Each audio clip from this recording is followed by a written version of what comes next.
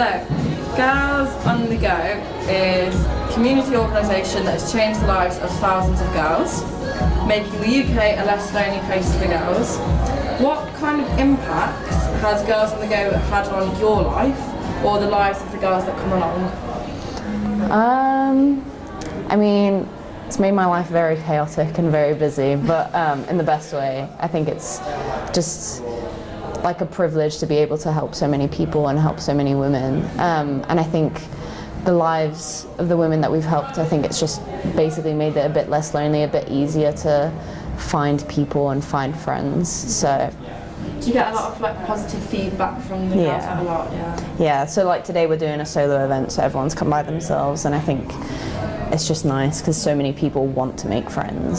So it's just creating that space. And can you describe today's event for me? So today is a solo stocking filler event. So they make bookmarks, phone charms, bracelets. It's just a little creative night, and everyone comes by themselves. So how did you like come up with that idea for this tonight? We wanted to make really like cheap but like fun events, so like we're trying to keep all events under £10 for Christmas because it's just a rough time, like budget wise. So it's just loads of girls like the bookmarks, but they're not into like necessarily books, so we did it for the book club, and loads of girls had really positive feedback, so we like integrated it into a phone charm, so it's a combination of both. Which event has been your most successful?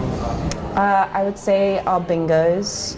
They like sell out in like 24 hours, like 400 tickets, again and again. It's the same event again and again, but it sells out. And then also our balls. So we did like a Galentine's ball, we did a Halloween ball, and they sold like 700 to 800 tickets. Wow. So yeah. You do some of your events for charity as well. Yeah. So like, how do you pick your charities? How do you decide what? So they're all like women or children focused, for obvious reasons. Yeah. We want to help women, and then it's kind of, so like we did for Liverpool Domestic Abuse Services in summer because the Euros were on, and I'm sure you know a lot of women end up being abused during the Euros, so it was really important to us to like talk about that topic and also make a difference. So I think we raised like 24k during that time because it was just a really hot topic and everyone was talking about it, and it was just really important to us to like help.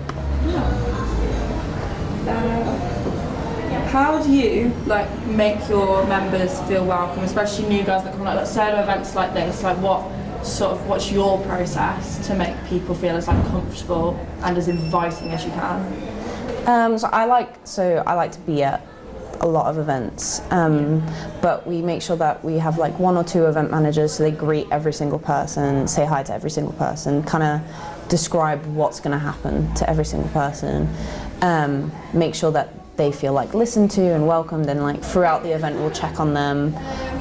We'll also say like if you're not blending with the girls that you're like sat with, you can move and we'll help you move and make it like seamless. But just really like trying to take feedback from the girls and just see what works best for them. What's your current process for taking like feedback? Like, do people get in touch after the event? Like, is it email? Is it Instagram? Like? So we do Instagram feedback, and then we also send out a Google form after every event to just be like, it's anonymous, so they can tell us what they think we can improve, what we did well, and then we kind of go from there. So I think there was like 3 months where we didn't ask for any feedback, which was so stupid, and then once we did, we were like, oh okay, this is why we need to do this. So now we can actually improve and do better events. So your event tonight in like a cafe like this, obviously, like how do you propose that to like them in a way? So like Pocket, they were like very new, so we like contacted them within like 2 days of them opening, but we just kind of said like, look, this is what we're about. We can bring you 40 to 80 girls in a night where you're not going to have anyone.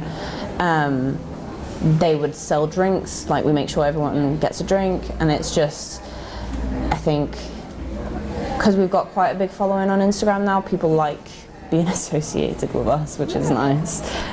So it's just kind of being like, this is the community, like the girls won't, now they've seen your venue, they might not have ever seen it before, they might come back, So especially like one that's so aesthetic as Pocket. So Yeah, we said that as well, didn't we? isn't it so nice? Yeah, it's lovely. It's like I want to come back here.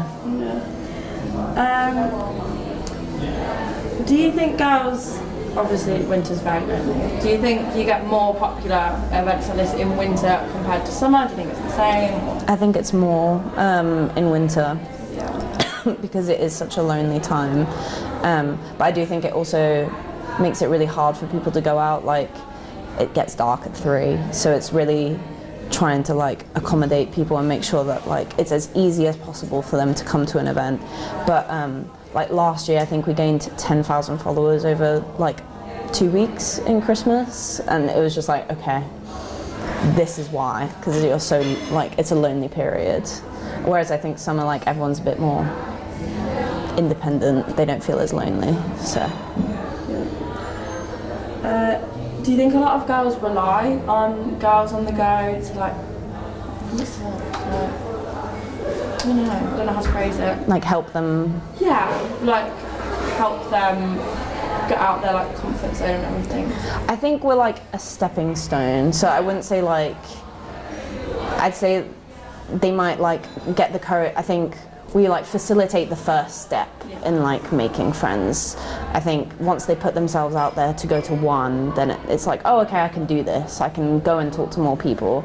And like we do have people who come to every single event because they like the activities. But I do think like half of them just go to one and then they feel more comfortable. They've made friends and then they can actually go out. So we like to be more like a stepping stone rather than like a full solution, because yeah.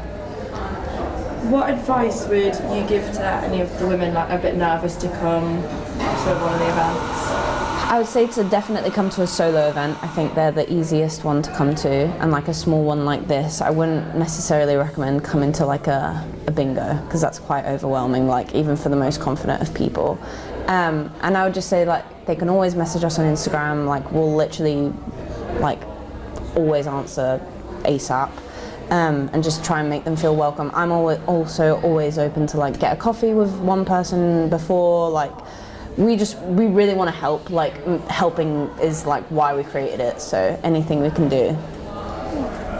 How did you actually like come up with the idea to create Girls on the Go? So it started in a coffee shop. We like wanted to create a running club for girls, and then I'd like really struggled to make friends at uni. So I was kind of like, well, if I've like suffered with loneliness and making friends, like I wonder how many other people have, and I don't really run. So I was like, can we do like running and events? And then that's kind of how it like blossomed. So yeah. Are there plans, so obviously now we see here in Liverpool, Birmingham and Manchester. Yeah. Are you expanding anywhere else? Yes, we're gonna hopefully go to Bristol and Leeds next. Is she? There we go. How did you pick them two cities? So Leeds, it's because it's very close to Manchester, and Liverpool, I feel like it's quite like it makes sense. And then Bristol, because we've got a brand marketing manager who helps us, and she's based in Bristol, so it'd be kind of easier. She'd know what's going on. So the girls then that like help you organising the events and the social media and everything, you all like spread out a bit? So yeah, so it's me and this girl Jess who does the socials. So she's based in Bristol/Bath, and then we've got our event managers in Manchester who are just based in Manchester, and then the Birmingham ones and Liverpool ones. So we are kind of scattered because the third co-founder, Caitlin, she's in Nottingham right now. So yeah.